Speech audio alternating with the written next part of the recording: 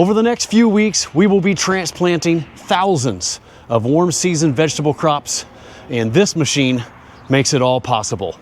Welcome to Wishwall Farms, everyone. I'm Jason, and today is Tuesday, May 12th, the first day of transplant season.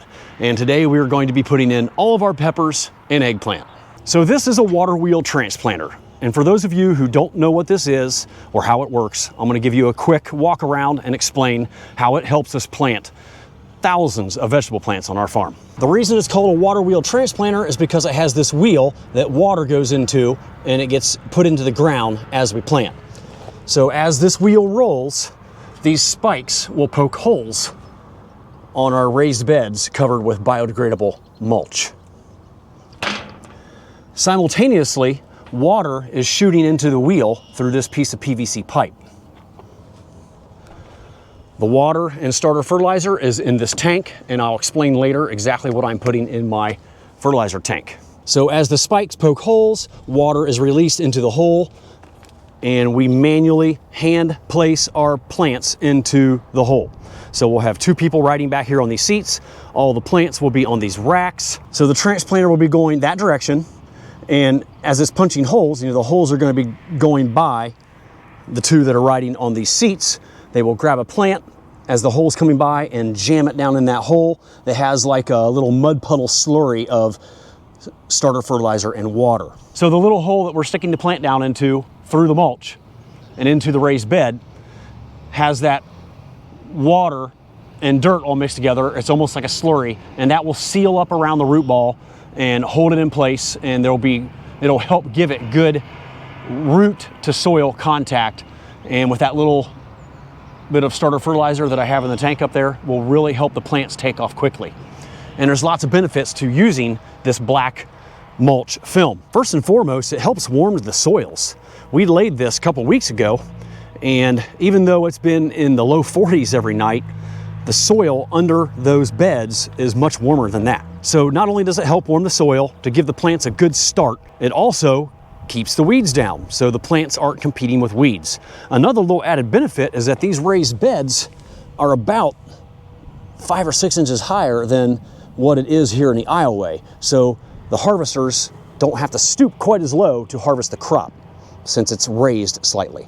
And it sheds the water during heavy rains. We don't have to worry about any heavy rains flooding out or drowning our plants because they're on these raised elevated beds. And one of the other benefits is that underneath this film, we have a drip line, a drip irrigation line. Here's what it looks like coming out the end of the bed. We call it drip tape. And it will be hooked to an irrigation header line, and we can water and fertilize all of our plants right at the root level under the plastic. Another nice feature of the water wheel is that we have numerous different sizes of wheels. This one in particular happens to have a spike every 18 inches or 1.5 feet. So that will allow us to space our peppers and eggplant exactly the right distance away from each other in the row. Now, when we move to some other crops, we'll put a different wheel on there where the spikes are 2 feet apart or 2.5 feet apart or even 3. I even have one wheel that we bought just for watermelon that is 4 feet apart. That 4-foot wheel allows us to space our watermelons much further apart than other crops because watermelon need lots of room to vine out. But crops like cucumbers, peppers, eggplant, pickles, broccoli, cabbage, we put all of those in at a 1.5 foot spacing. Cauliflower, we will give 2 feet. I may be giving the eggplant 2 feet today. I have to crunch the numbers and see if I have plenty of plants to do a 1.5 foot spacing. Cantaloupes, we put it at a 3 foot spacing. You get the idea. Once we get out in the field and start transplanting, I'll show you up close exactly how this machine works. All right, I'm ready to go load up the water wheel transplanter and get this day underway. I think we're gonna start off with eggplant. We have 2 varieties we're planting, Thanos and Gaudy. They are both spineless varieties. So 10 trays. Normally I put them in at a 2 foot spacing, but we're gonna try a 1.5 foot spacing this year. And on the next page, we have our peppers. It's kind of a jumbled up mess because we had to change some things. The main 2 we're gonna be planting today, or 3, is this PSO 99-4-18-19, Redfish and Revolution. And then we have a trial variety, Big Stack, And we're also going to be putting out a partial row of Ray Pacao habanero and mammoth jalapeno. And we also have some Soundwave coming to trial as well. And I always like to map out my fields with just a simple Excel spreadsheet. And there's actually an extra row here. I have to redo this one. We ended up having enough room for 6 rows here instead of 5. So we're going to be putting eggplant on this side of the peppers. And this is what our main fields will look like. Normally all my vegetables are in this field, but we decided to rotate out of it and put all sweet corn here and some green beans and corn here. And then this is another field over by Joel's garlic. We have some sweet corn here, green beans here, and then I still have to disc this up and lay mulch here for the watermelon and cucumbers. All right, we're loading up the eggplant. Look how beautiful that is. These things are so healthy. They're massive. They should take off really quick.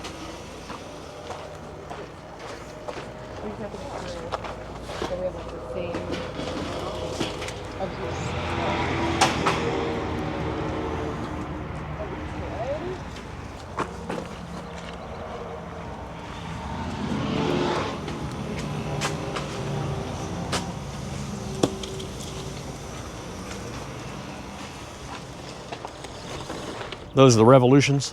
They say are. Yep.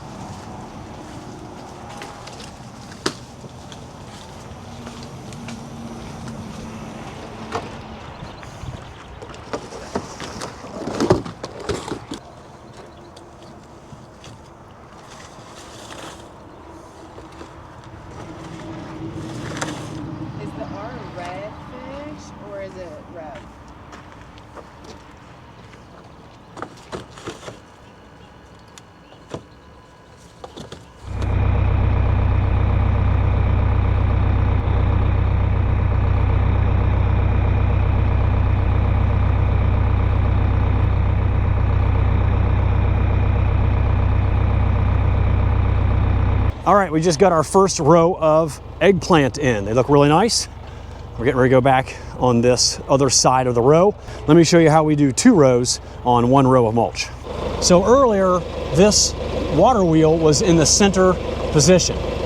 I took it off and moved it to the outside position. And if I had a different shaft down there, the center shaft that it rolls on, you could put a second wheel over here and plant 2 rows at the same time. I don't have a second wheel or a longer shaft, so we just do 1 row at a time. So we'll go down the row once, planting on the left, and then when we come back the other direction, it'll be on the opposite side and plant the one on the right.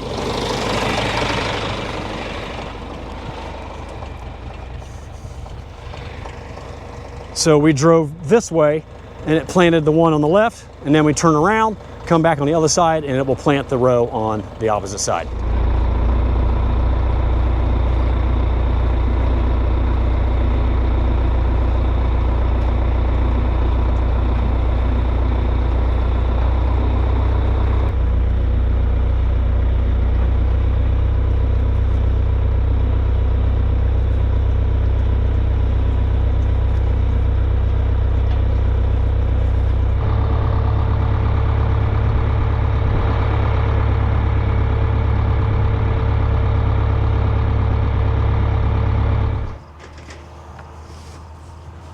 All right, we just finished eggplant and now we're getting ready to put in our first batch of bell peppers. This is the one that's a number that ends in 1819. One of my favorite bell peppers. Got some leftover eggplant that we can stick in if we have any loss. But the great thing about these water wheel transplanters is that you typically don't have hardly any loss at all because there's no mechanical pieces that can damage the plants. You almost get 100% stand. As long as you have good healthy plants and good soil that you're planting into, the water wheel transplanter is by far the easiest for a small grower to get a good stand of vegetables in your field. By the way, if you're curious where this transplanter came from, this is not a rainflow water wheel transplanter. I got this from Hogback Produce and Equipment in Fredericksburg, Ohio, up in Holmes County, second biggest Amish population in the country. It's no longer called Hogback Produce though, it's called Easy Grower Produce and Equipment or something. Easy Grower Manufacturing, maybe that's what it's called. Because I've had this transplanter for 24 years, about the same time I bought the raised bed mulch layer from Rainflow Irrigation. My vegetable washer is also from Hogback or Easy Grower. I will drop those links down in the description if you are interested in checking out that company and getting your own water wheel transplanter.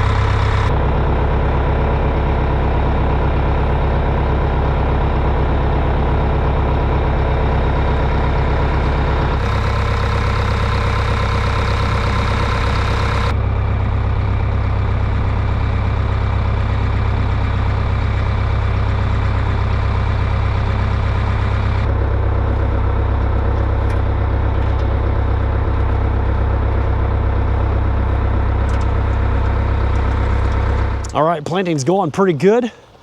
Just stopped to fill up the tank with water, and this will be a good time to show you the fertilizer that I am adding to the tank to give my plants a good jump start on the season.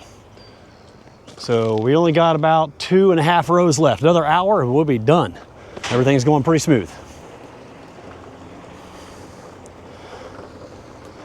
It's kind of a mess right here. We got a leaky valve, gate valve underground. I'm gonna have to dig this up and repair it. But this is where I irrigate out of my well. It's only 50 feet deep and produces up to 100 gallons per minute. But because of water line size restrictions, it's only 1.5 inches underground. Even though it comes out at 2 inches, I can only get 33 gallons a minute out of this well. So I have to irrigate my fields in blocks. You know, I could probably do that entire field in one shot, and then I'll have to shut it off and, you know, irrigate the other section out there in maybe three different sections. So this season, I am working with NACHURS. I have used some of their products in the past, but I decided to go all in with them this year on my warm season vegetable crops that are planted on mulch on raised beds. So for our transplant water, that's a 150 gallon tank. We're putting in 1 gallon of triple option, which is 4-13-17 NPK with 1% sulfur, 1 cup of 9% zinc, and 1 cup of this Rhyzo-Link PE. And I couldn't tell you exactly what that is right now. Down in the description, I'll put a little write-up of what that NACHURS Rhyzo-Link PE is. All right, tank is full. Ready to finish this up. All right, we just finished up our bell peppers. We have one final row to transplant. One side of this row is going to be habanero and jalapeno. The other side are going to be some trial peppers that I was sent from Home Seed Company. They're snack peppers. We have orange, ruby, and lemon snacking peppers, and another one called Soundwave, and I can't remember what it is. It might be another bell pepper, but I don't know for sure. But that's what's all going on this final row.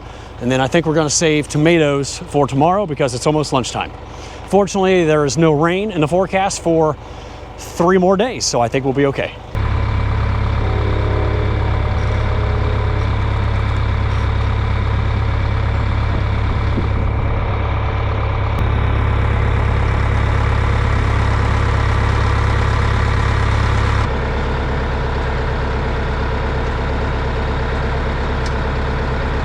All right, all the peppers and eggplant are in the ground. We have the wagon back up here to the greenhouse.